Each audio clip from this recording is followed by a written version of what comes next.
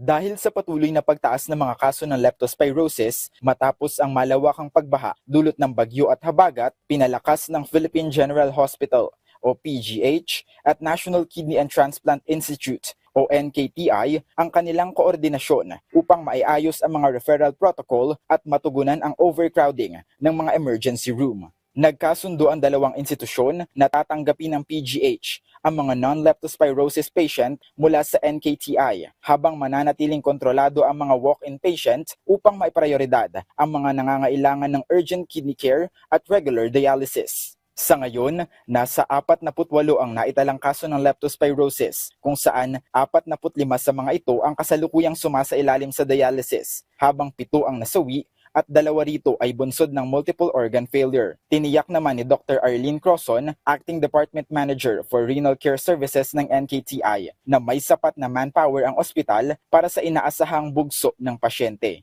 Ang doctors at nurses, meron naman po kaming supplies at ang NKTI ho ay lagi namang handa.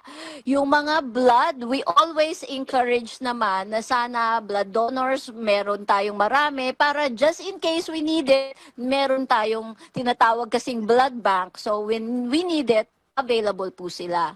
Binigyang diin ng PGH sa kanilang opisyal na pahayag na ang kanilang alyansa sa NKTI ay nagpapakita ng matagal na nilang pagtutulungan para magbigay ng maagap at angkop na pangangalaga sa bawat pasyente saan mang pasilidad sila unang lumapit. Hinimok din ni Dr. Lamban Crozon ng publiko na huwag ipagsawalang bahala ang mga sintomas gaya ng lagnat, pamumutla at paninilaw ng mata at pananakit ng katawan. Ang gusto ko ipaalala ng NKTI is leptospirosis po ay nape-prevent. Nape-prevent po yan, pwedeng iwasan. At ang mild cases, nagagamot po yan. Kaya as early as pag meron na kayong mga simptomas, pumunta na po kayo sa inyong mga clinics, sa inyong mga malapit na barangay health centers para ho kayo ay magamot na. Huwag nyo na pong hintayin na malala na. Kasabay nito, ipinalalaganap din ang suporta mula sa PhilHealth Yaka Program at Yaman ng Kalusugan Program para sa libreng prophylaxis, gaya ng doxycycline, habang nananatiling nakataas ang alert status ng NKTI sa inaasahang mas marami pang kaso dulot ng patuloy na epekto ng masamang panahon.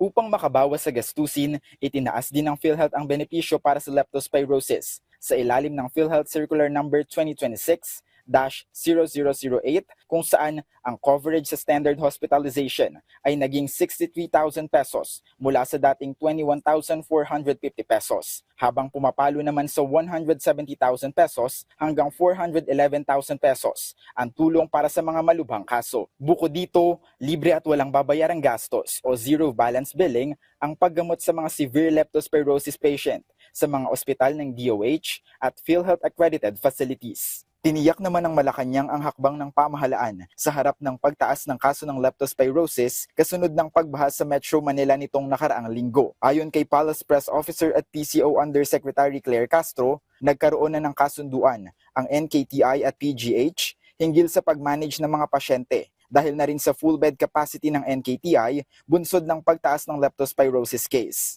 Nagkaroon po ng ang PGH na statement na sila po ay tutulong kung kinakapos po talaga ng espasyo or bed capacity ang NKTI, nandiyan po ang PGH, at kung may mga pasyente na hindi naman nagsasuffer ng leptospirosis, maaari naman silang lumipat sa PGH. So makikipagtulungan po ang PGH sa NKTI. Elijah Canlas para sa Bayan.